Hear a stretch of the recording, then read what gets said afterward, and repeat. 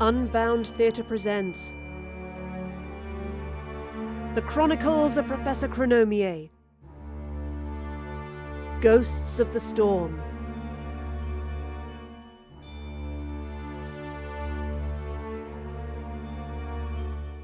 Written by Dario Knight and performed by Erika Sanderson.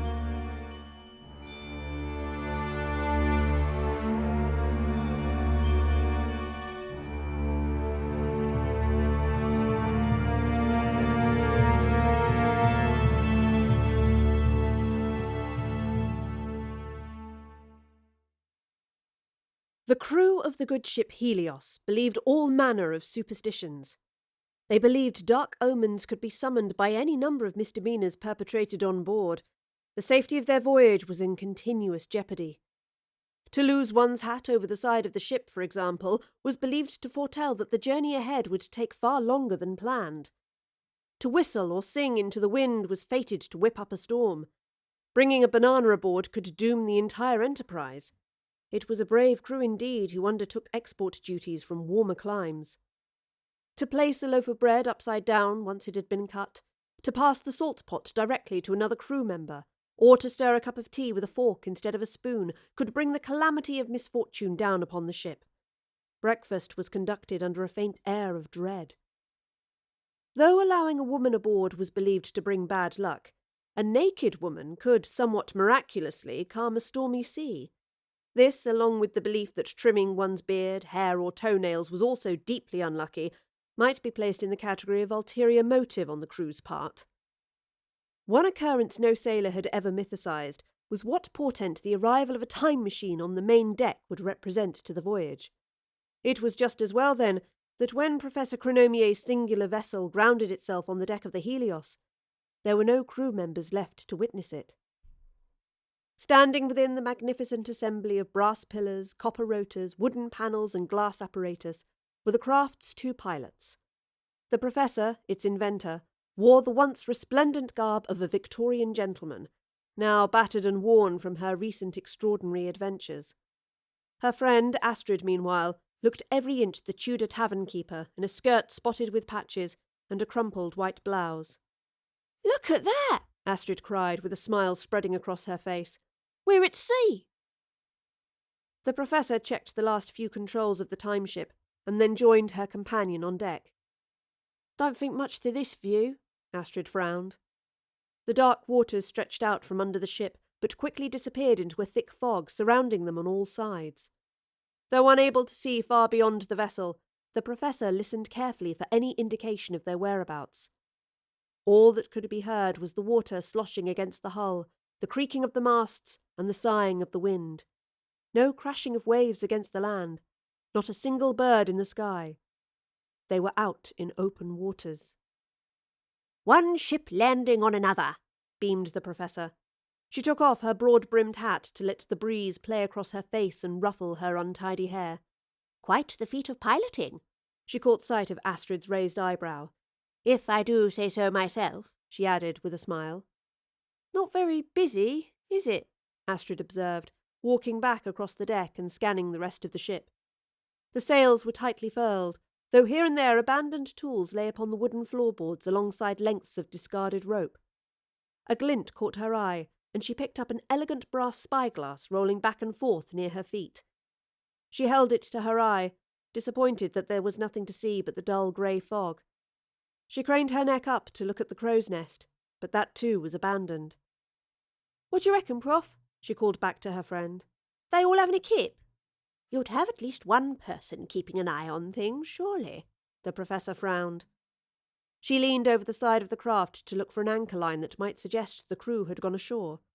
There was no such thing to see, only the water burbling past the hull. "We're moving, that's for certain," she murmured. "But towards where?" "Fat chance of finding out in this," Astrid chirped, nodding towards the fog. The professor did not answer, instead climbing up to the quarterdeck. Still, there were no signs of any crew, and she could see heavy ropes binding the ship's wheel tightly so that the vessel would hold its course. "No rowboats either," she observed. She paused for a moment and considered the serenity of where they'd landed. the undulating sea, the reassuring creak of the ship. It might have been considered peaceful, but hanging in the air was a sense not of the calm that precedes a storm, but the eerie emptiness that follows in its wake. 1790, Astrid called up to her. So says this watch you gave me. Chronometer, dear heart, the professor replied, taking a final look at the fog surrounding them. There was something else she could sense, something familiar, a tang in the air. She broke off her contemplation and leant on the balcony overlooking the main deck, where Astrid was inspecting a lantern that had been discarded some time ago. I'm going to check the cabin, said the professor. Keep an eye out for rocks. She could be headed for ground. Who's she when she's at home? Asked Astrid. So much for the romance of the ocean waves, sighed the professor. I'll be back shortly. With that, she turned and walked up to the door leading to the ship's interior. As she pushed it open, a sound caught her ear, the rattle of a breath whispering on the wind. A shiver crossed her neck, and she faltered for a moment, as though someone had called her name. She waited for it to whisper again, and then, hearing nothing, stepped through the doorway. Astrid idled across the deck, kicking her heels against the wooden boards and whistling to herself. She looked at the mast stretching up into the fog and listened to the wind beating against the rigging. An impish urge stirred in her to climb up and unfurl the sails. What good was being aboard a ship simply idling through the waters? As though to answer the superstitions of the sea, Astrid's whistling was interrupted by a low rumble in the skies above. She paused for a moment before a flash of light illuminated the underbelly of the fog hanging across the horizon, and a louder rumble followed behind. A storm was brewing, and it was moving in fast.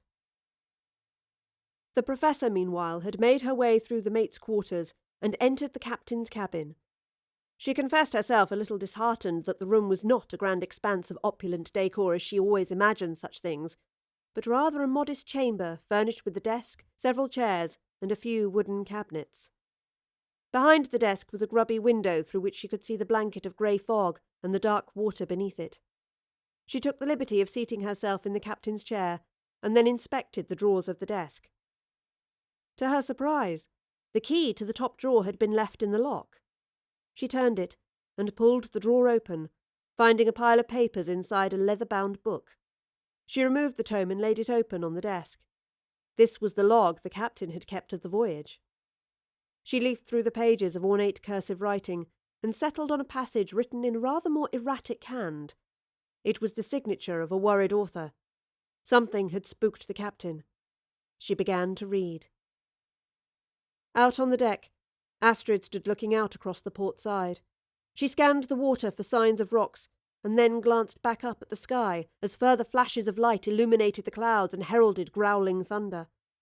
All at once, the wind dropped, and even the sounds of the sea and the creaking ship seemed to soften. Astrid braced herself, sensing some incoming danger, and sure enough, a second later a bolt of lightning shot straight across the sky. She turned sharply to starboard and surveyed the grey abyss beyond.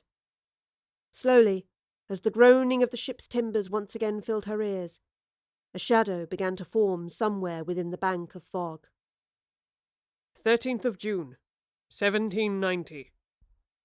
I have until this time, the captain's journal read, regarded the superstitions of my crew with little more than respectful scepticism. Their customs and their quirks have been observed in all good humour, but I fear I have underestimated the potency of the omens they routinely warn against. For some days now, the men have reported sightings of a ship on the starboard horizon, appearing and then disappearing within moments of being sighted. I have dismissed it as a trick of the light, some form of mirage, but this evening as I watched the sun set, it could not have been clearer to my eyes. Silhouetted against the amber sky, I was certain she was there. I could spy her through my glass, and no sooner had I blinked, she was gone from the waters. I swear upon my soul, in spite of the ridicule my rational friends would heap upon me, that I have seen the Flying Dutchman. The shadow in the fog began to take shape. Astrid held her telescope up to her eye and studied it keenly. Well then, she muttered to herself, come to rescue or to raid? The silhouette grew sharper. It was the outline of a ship. The professor turned a few pages of the journal, scanning for another reference to the famous ghost ship many had claimed to spot whilst far out at sea.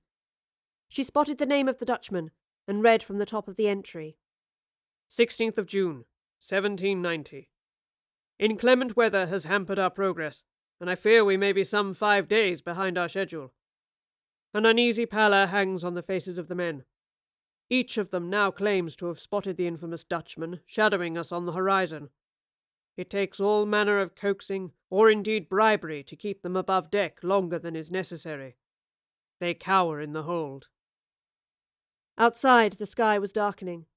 The professor had been wrong in her assessment of the stillness in the air. If it had indeed been the wake of the storm, it was to become the prelude to another. Astrid's gaze was fixed on the ship on the horizon, now emerging from the fog. The timbers were dark, almost black, and the sails were dirty, ragged and torn. She could see movement on the deck, but the figures were somehow indistinct. The thunder rumbled on, and the wind grew stronger, rushing against Astrid's face. She was certain, somewhere within the breeze, she could hear something not born of the sea. A chill on the back of her neck caused her to turn, and the sight before her almost sent her reeling over the side. She was no longer alone on the deck. Surrounding her were the crew of the Helios, shimmering in the darkening light. Astrid was surrounded by ghosts. I have taken it upon myself to keep watch, the professor read on, and my attentiveness to the task has borne another sighting. It was closer than before, much closer. I could see her clearly this time. Her decks blasted and scorched, her hull impossibly damaged. There was no way such a vessel could not sink beneath the waves, yet on she sailed. And then I saw them. Her crew. Her wretched, God-forsaken crew. Astrid tried to calm her breath, but a whimper of fear escaped her lungs. She watched as the phantom shades of the Helios's crewmen abandoned their tasks and slowly gathered on the starboard side, looking out to sea. She followed their gaze, and realised that they too could see the mysterious vessel sailing on the horizon. "Hello," she stammered, having turned to one of the apparitions beside her. He was a young man, barely more than a boy. There was no indication that he could hear her, and indeed she could not hear him. He was mouthing some terrified question to a much older man beside him, who looked as though he was staring into the underworld. The screams, the captain recalled. Such screams, I pray no man may be so tortured as to yield up to his Maker. I hear them even as I write, though the Dutchman has been claimed once again by the sea. I beg that it remain there, for never was such a sorrowful sound to be heard than the crew of a doomed ship screaming out their pain. The professor turned the page. A trail of ink blots led her eyes to 2 simple lines of scrawled writing in the middle of the paper. 17th of June. She has come for us. Abandoned ship. Out on the deck, Astrid lowered her eyeglass. The ship on the horizon was turning with the wind. Its tattered sails billowed. It was headed straight for them. The ghostly figures populating the Helios began to panic, running back and forth in a silent frenzy. She watched as a tall man in a grand coat stepped out onto the quarterdeck. It was the captain. He yelled silently, and the crew calmed, looking up at their commander for instruction. Astrid squinted at the captain, hoping to read his lips, but could discern nothing. However, it was soon clear what he had ordered his men to do. They began rushing for the sides of the ship. All at once she could see the silvery outline of a rowboat being thrown down into the sea, the crew jumping overboard after it and clambering inside. Boat after boat was sent down to the water, and they bobbed up and down, the ghostly remembrance of events past not synchronized with the bobbing of the real water. Astrid could only look on as the crew hurled themselves into the sea. Some swam for the boats and pulled themselves aboard, others simply writhed in fear, their flailing arms not disturbing the waves as they descended beneath them. The sound returned and pulsed in Astrid's ears, ebbing and flowing like the tide. She guessed at its origin, but breathed steadily and told herself she must be wrong. She had to be wrong. She looked again through her spyglass and focused on the other ship. She could see sailors drifting across the decks like shadows. Another crew of the damned. She fixed her gaze on one of them, and gasped in horror at the tormented expression upon the man's face. And so the sound became all too clear, whether summoned by the crew of the abandoned Helios or by the phantom ship approaching at speed. The air was filled with screaming. In an instant, the Professor burst through the door up on the quarterdeck and saw Astrid looking out to sea. She followed her gaze, took in the sinister apparition approaching, and then broke off and descended back onto the main deck. She walked up to Astrid, whose face was pale. "Astrid," she said as tenderly as she could, "what's happened?" "The crew," Astrid whispered, trying not to sob. "I saw them. They jumped overboard." "How could you—" the Professor began, but she was silenced when the sky above lit up and let out a roar of thunder.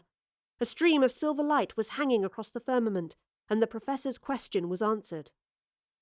"The Time River," she said, recognizing the shimmering light from the temporal waterway through which her time ship sailed from one part of history to another.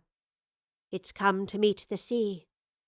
A bubbling noise broke her concentration, and she span around to look at her machine. The multicoloured liquids within the glass apparatus atop the wooden control banks had begun to boil, sending trails of vapour across the maze of tubing winding around the craft. An ethereal humming was rising, reverberating along the brass pillars of the frame and towards an hourglass suspended in a gyroscope at the apex of the pillars. "How the hell's that happening?" Astrid gasped as the Professor dashed across the deck and jumped at the controls. "She's picking up a temporal disturbance," she reported, reading the instruments carefully and adjusting all manner of dials and levers. "And it's a big one at that." A moment later, Astrid was at her side. "We ought to leg it, Prof. There's nobody here to save. Let's scarp her."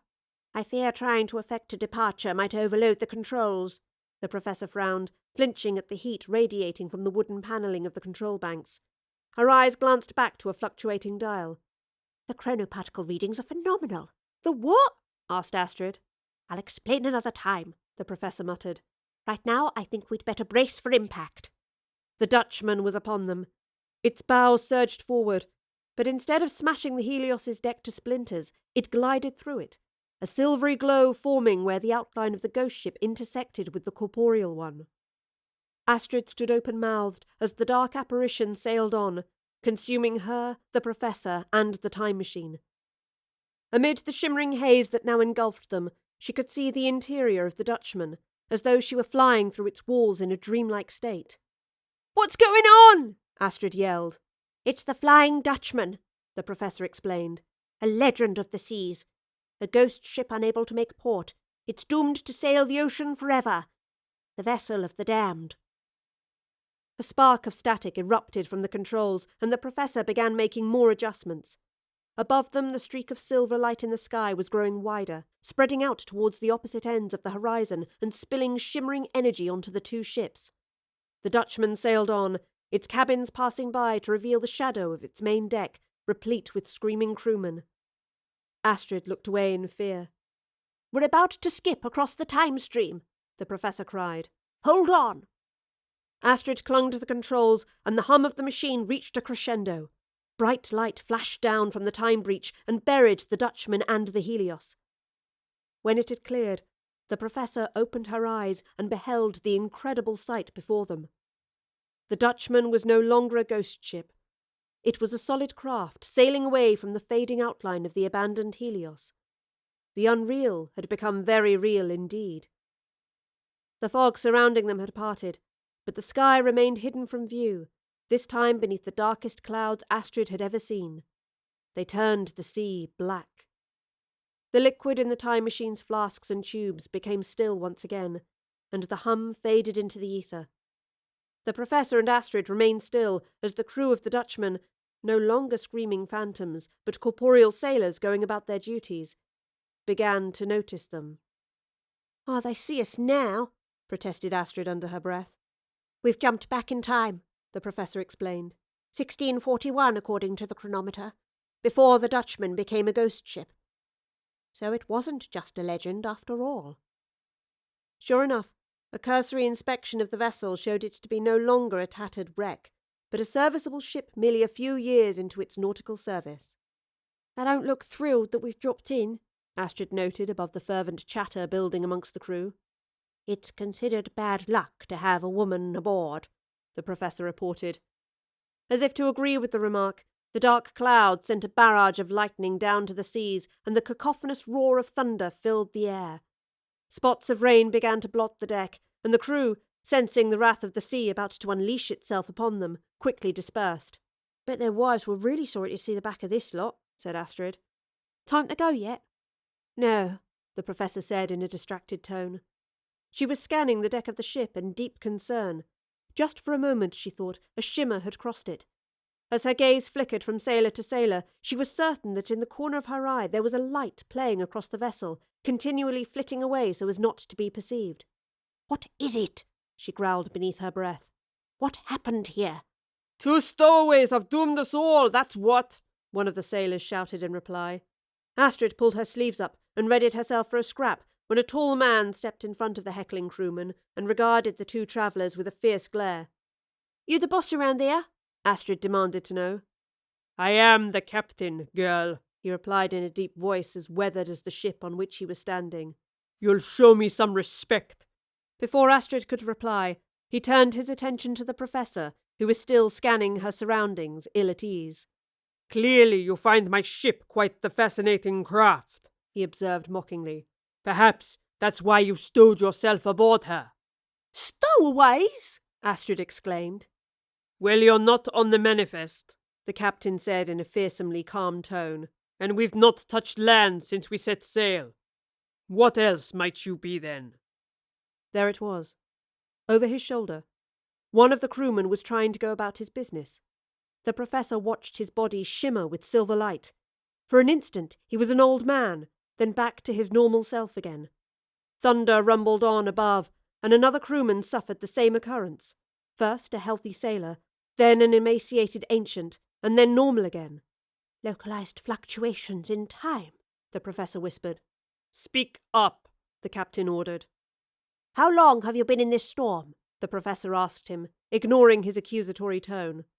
"We've been blighted by ill winds since we left port," he replied.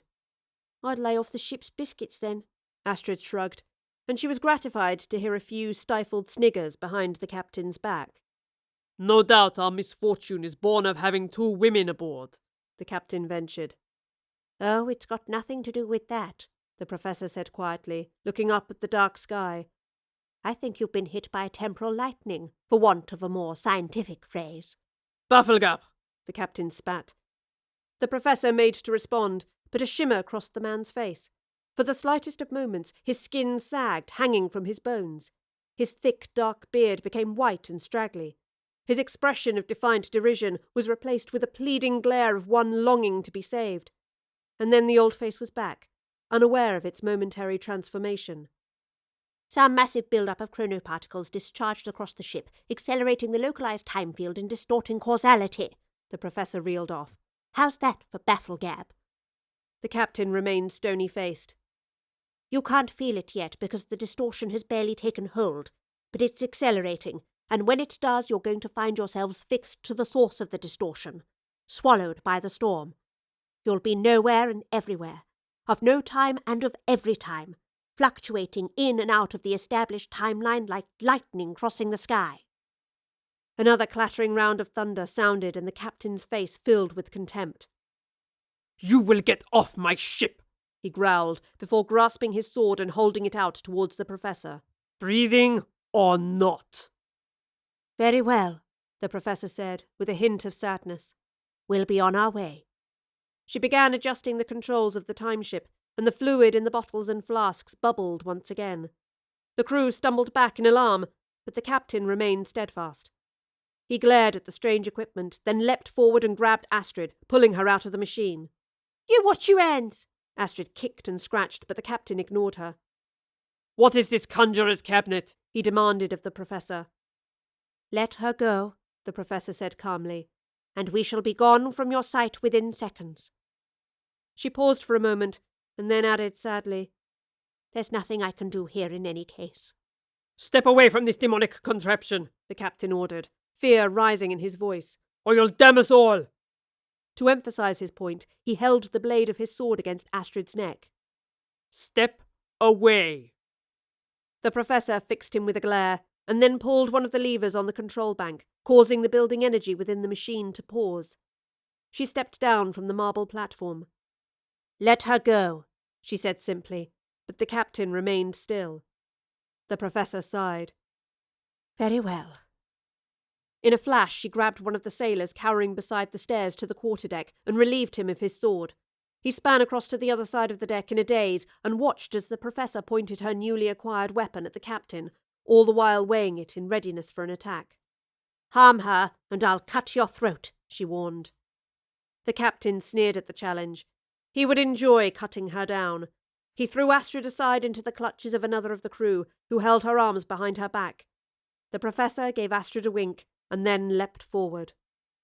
The spots of rain leading the way for the storm fell faster and heavier. The professor drove the captain back across the deck as he fended off her attack, then retaliated with a nimble display of swordsmanship his heavy demeanour would not have hinted at. The professor parried each swipe of his blade and skidded across the deck, leading him away from her machine and the captive Astrid. The thunder sounded again, becoming a near continuous accompaniment to the fight. Not even the cheering and jeering of the other crew members could drown it out. Astrid cheered on the professor, but stopped when she began to notice the same time distortion her friend had witnessed. One of the sailors standing close to her, a stocky man with a near-toothless grin, was undergoing a transformation. His skin was puckering and wrinkling, slowly at first, but gradually spreading from his cheeks to his jowls. Initially he did not notice, so consumed was he by the spectacle of the swordplay, but a twinge caused him to bring a palm up to the side of his face, and he could feel that something was wrong. "Blimey!" Astrid gasped. The sailor turned frantically, no doubt looking for a mirror. An open barrel of rainwater stood nearby. He hurried to it and leaned over its edge, regarding his reflection dappled by raindrops. He whimpered in shock and staggered back, knocking into another spectator of the unfolding duel, who turned in anger at the interruption, but quickly changed tack when he saw his prematurely aged colleague. Gradually a wave of panic formed among the crew, not all from the same source. There were other men dotted around the ship who'd undergone the same ordeal. Time was catching up with them. The professor had no interval to consider the growing disquiet. The captain was a fierce fighter, and once or twice he had almost caught her off balance. She countered once again with a fast succession of attacks. The captain growled in frustration and threw a killing stroke at her head. She dived out of the way, grabbing hold of the rigging hanging from the mast and swinging herself out of harm's way. The captain staggered, and she managed to catch him with her boot, pushing him to the ground with a swift kick. He skidded on the now sodden deck, made slippery by the increasingly heavy rain. By now Astrid's captor had abandoned his guard duties and joined the hysteria engulfing all around. Crewmen ran this way and that, searching for whatever unholy force had brought this curse upon them. Astrid kept to the shadows, lest any of them decide she was to blame and then vent their fear and fury on her. She watched as more of the sailors underwent the change, and then froze when she spied something beyond the mass of panicked men. On the horizon, beneath the black clouds, was a ship. Its sails were furled and its deck was abandoned. It was the Helios. Immediately she recalled standing on its deck and watching the Dutchman through her spyglass. The impossibly dark ship and its screaming crew. Now the shouts of dismay were all around her. She'd seen this before. A hiss of steam caught her ears, and she turned to see that once again the professor's time machine was beginning to activate. High above, lines of jagged silver light were suspended across the sky. Not lightning, but the scars of the time river spilling out into the present. Realizing that only the professor could get them away from the storm, Astrid stole the sword of a nearby sailor and leapt into action. By now the professor and the captain had moved to the forecastle of the ship, the professor clambering over coils of rope and discarded equipment. She danced around the foremast, daring the captain to follow her. She was goading him, making him angry. Once he lashed out, he would make a mistake. Suddenly Astrid leapt into view, swinging her sword low to catch the captain's legs. Her battle cry gave her away, and he leapt up to avoid the blow. He managed to bring a foot down on the flat of Astrid's blade, pinning it to the ground. Her fingers were caught beneath it, and she screeched. The professor ran forward and swung her sword, forcing the captain to step back in order to defend himself. He slammed into the base of the bowstrip and toppled to the floor, flailing to right himself as quickly as possible. The professor dashed over to Astrid. "Are you all right, dear heart?" she cried above the bellows of the storm and the terrified sailors. "Just a bruise," Astrid winced. "Quick though, Prof. Our ship wants to make a move. It's starting up again. The Professor cursed under her breath, then frowned. It appeared she was no longer under attack. Sword drawn, she turned back to the captain. He was standing again, looking out at the chaos engulfing his ship. The rain was beating down, and the wind was sending plumes of water up from the sea and over the decks. Lightning had struck the masts and ripped the sails to tatters. The timbers of the ship were turning black, almost rotting in places. All was lost. "Why did you bring this upon us?" the captain demanded of the Professor in a broken voice. She could already see his face starting to change. "I did no such thing, I swear it," she replied. "It was a freak accident. You were calamitously unlucky." "Accident be damned!" the captain spat. Were it not for the rain beating his aging skin, it might have been clear he was crying. "The sea's rising up to punish us!" He brought a hand up to his face. The skin was blotched and sagging away from the bones. He let out a long, low wail and sank to his knees, screaming like the rest. "Prof, we must be able to do something for 'em," Astrid called above the storm. "We can't," the Professor replied with sorrow. "It's already happened. All along the timeline. Look." Astrid followed the Professor's gaze out to sea. Far away on the horizon, the sky was swirling. Clouds raced across the heavens, and where the sky met the sea, ships were appearing and disappearing from view. Some were great wooden vessels like the Helios and the Dutchman. Others were enormous metal blocks, and one or two were so brightly white they almost glowed. "Who are they?" Astrid cried. "All the vessels that have seen the Dutchman," the Professor theorized. "This temporal storm is throwing the ship backwards and forwards through time." She took out her chronometer, an adapted pocket watch capable of reading years and days rather than hours or minutes. Its workings were twisting and turning, never settling on one date. "When will it stop?" asked Astrid, now filled with pity at the wailing captain huddled at her feet. "I don't know," the Professor answered, leaving an all-too-telling pause before answering, which meant the truth was far too disturbing for words. The Professor laid down her sword and crossed over to Astrid, leading her away. "We must depart before our ship gets blasted by the storm." "What if the storm hits the other boats?" Astrid asked as they crossed the main deck. "I don't think it will," the Professor replied. "The Dutchman is a legend, a singular one at that. We must leave time to take its course." "What about the ghosts I saw in the other ship?" "Some aftershock of the storm," the Professor guessed again. "A tremor of the disruption echoing back across the continuum." They neared the Professor's ship, which once again was emitting a low hum as the energy within it started to rise. "It's never done this before," Astrid noted as they ascended the marble platform at the base of the machine. "It's not used to such powerful external forces," the Professor called above the rising hum. She set to work activating the controls. "I shall have to build in some defences next time we land." She reached up and took hold of the gyroscope in which the hourglass was held. Pausing to look back at the crew of the Flying Dutchman, now doomed to sail the seas forever, she took off her hat and held it to her chest. "I'm so sorry," she whispered, before throwing the hourglass into motion. The copper blades which curved down from the apex of the machine to the base started to revolve. Up above, the streams of silver lightning were still frozen upon the skin of the sky. Just as the Professor's machine reached the point of takeoff, one of the streaks of light widened, and a howling scream descended from it. Astrid covered her ears, but the Professor listened. It was the sound she'd heard back on the Helios, the peculiar strain that seemed to call to her.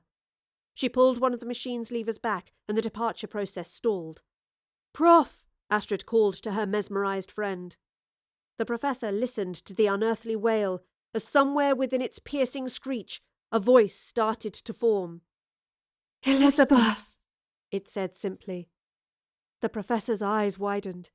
It was a voice she recognized, one she had not heard for a great deal of time. "It can't be you," she whispered. The streak of light began to narrow again, and the screeching dissipated into the air. The Professor took a moment to fight off 1,000 memories streaming into her mind. "What is it?" Astrid asked, seeing her friend's pained expression. "Nothing," the Professor lied. "Just a ghost." She threw the lever back into position, and the time machine took off, disappearing from the deck of the ship in a blaze of silvery light.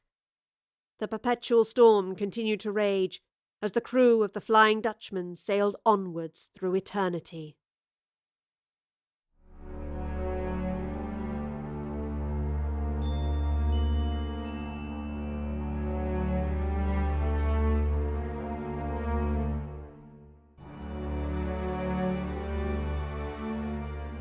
The Chronicles of Professor Chronomier, Ghosts of the Storm.